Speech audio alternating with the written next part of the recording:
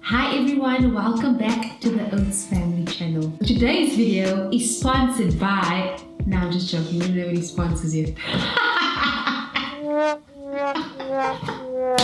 Anyway, so today I did a bit of a poll on Instagram, right? And what it was a question. Okay, basically it was me saying what I've had on my mind for a very long time, and I asked my followers what they thought about it. So I asked, if you were pregnant and you gave birth and you had people that haven't contacted you during this time and after and still haven't at this point, would you still consider these people close? So people voted, and majority of the people said no, they would not, and they would not associate with them. And well, 93% said no, 7% said yes. I completely understand why the 7% said yes, because we are currently in the midst of a pandemic, and I understand this completely. We all have things happening, we are going through things, and we just don't want contact with people, or we don't want to associate with anyone. But I will say that I was thinking about these people that haven't contacted us regarding our daughter, and that's mainly what this video is about. It's about not contacting me per se, like to have small talk and things like that. It's just to show interest in the fact that I birthed a baby.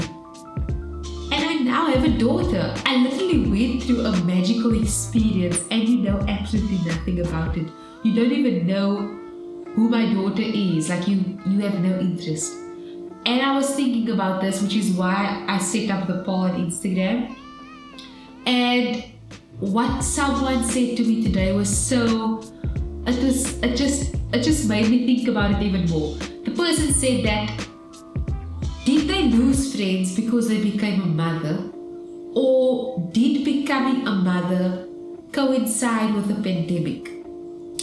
Now, I thought about this, and I thought, if we took away the COVID-19 pandemic, would these individuals reach out to us regardless of there being a pandemic? And I came to the conclusion of no.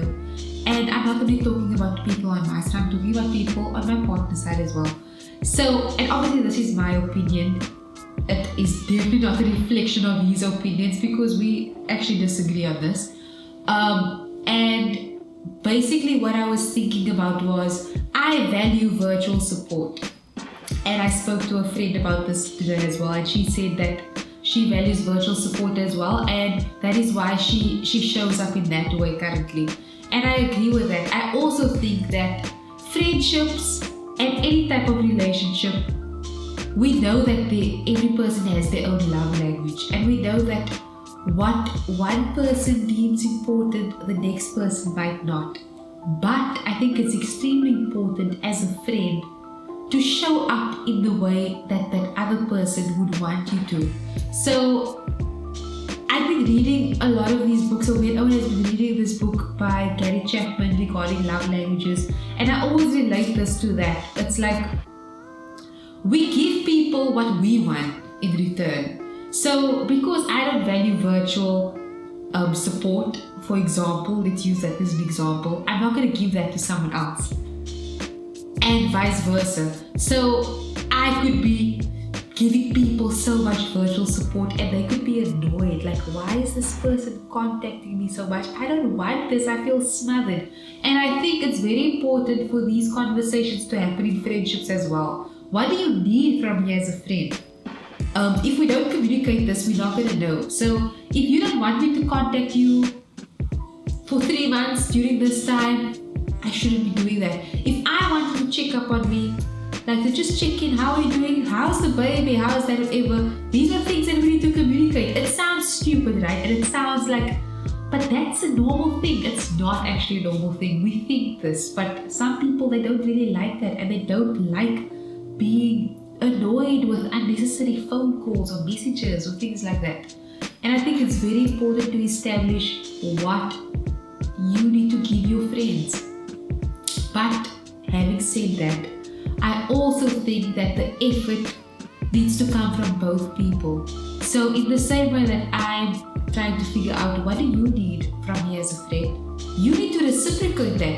If I feel, if you know me for all these years and you know that when you congratulate me on an anniversary, on a you wish me happy birthday, you make a birthday post for me, and you see how happy I am regarding that, it's your job to take inventory of that as my friend and know that, okay, these are the things I can do to make my friend happy. Do you get what I'm saying? I definitely know that we're all not here on this planet to make each other happy. But to add to that happiness, I think that's the type of people we'd want around us. I mean, you're not going to hang out with people that make you depressed. So you want your circle to cultivate that environment for you to be able to grow. And in no way am I saying that people that haven't reached out to me, they should do that. Why aren't they doing that? Because it's a must. It's definitely not a must. And the thing is, friendships do end. As sad as that sounds, they do come to an end. And sometimes a friendship is only needed for a certain period in your life for you to grow and for you to experience things in that season. And I get that. So basically what my question was centering around is, or basically what I'm battling with is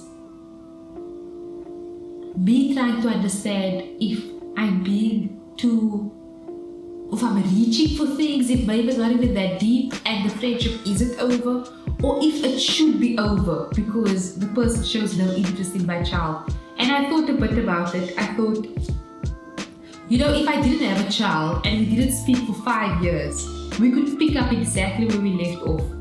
But it would be very different right now because I have a daughter. So in 5 years' time, she would be 6 years old, right?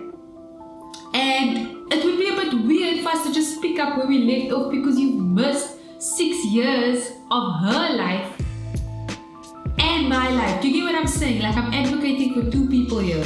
So we would have so much to catch up on. Whereas if it was just me and you see me on social media and blah blah blah, I wouldn't mind picking up from that point. But I do feel that in some way, the indication of you not reaching out to me regarding the birth of my baby, how she is, she's 1 year old now, you haven't made any contact, and this is people from both sides, my side and Owen's side. You haven't contacted us regarding our daughter. I would feel that I'm forcing you to now be a part of my life, if that makes sense. I wouldn't want to invite you to events or to things surrounding my daughter because I feel like I'm now forcing that on you. I don't know if I'm making sense. Comment down below, let me know what you guys think. Because I feel like I don't want to force my daughter onto you, if that makes sense. Because right now, I'm a two-man package over here. It's me and my daughter. And obviously, with Owen, it will be him and my daughter, and our daughter as well. It's not, obviously we are all individuals, but I can't just split myself from not being a mother. Do you understand what I'm saying? I can put it off maybe and we can have an isolated conversation about other things, but at the end of the day I am a mother, and that is now a new role that I've grown into, and it's something that I'm very proud of. I will also say that I do have an insecurity regarding the fact that myself and Owen had a baby out of wedlock. It's not really the way that I saw for myself, and I sometimes question whether people are no longer my friends based on this decision. I'm calling it a decision because obviously we engaged in the act that led to a baby, and it was a decision. So I sometimes think like, oh, people don't want to associate with us because we're bad, we're so bad, we did this. But I do think that that's my own insecurity, and I could be projecting that onto other people. They couldn't even probably care less about that, and it's got nothing to do with that. But I do know that it's a massive insecurity for me. However, I do agree with the 93% that's voted no, they won't dissociate, and that's my reasoning. I don't feel like I can cancel the fact that I'm a mother. So I have a daughter that's with me, it's going to be with me forever because I'm a mother now. And I feel like if you're not interested in that journey, then our friendship ended where it needed to end. But if you are, and I'm misinterpreting the whole thing, and maybe you're going to reach out and it's just not now, or you're going through things, then obviously I would understand as a friend. But I would say that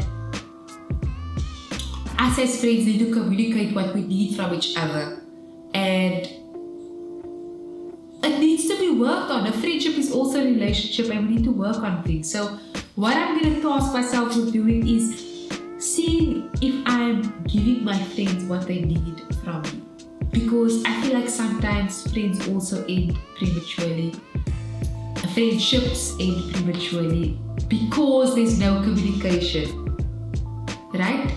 And there's nothing wrong with it if it does. If the other party doesn't want to reach out after you've tried countless amount of times, there's only so much you can do, and then you have to cut ties and literally grow.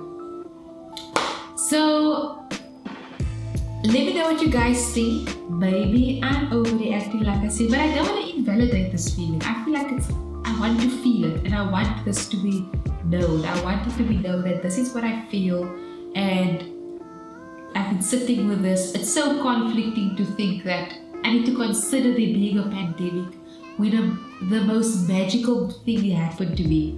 I need to still be considerate of the fact that we're going through a pandemic. It's crazy. I don't know if other moms can relate, because I know some of you did not have a baby during a pandemic and you can't relate to what I'm going through. Or you've seen a baby in family members, or you're currently pregnant and you're looking at this. It's so different to your first baby, where you didn't have to think about all these things. Like, you could just have a baby shower. Whereas as a first time mom experiencing all of that, isolated.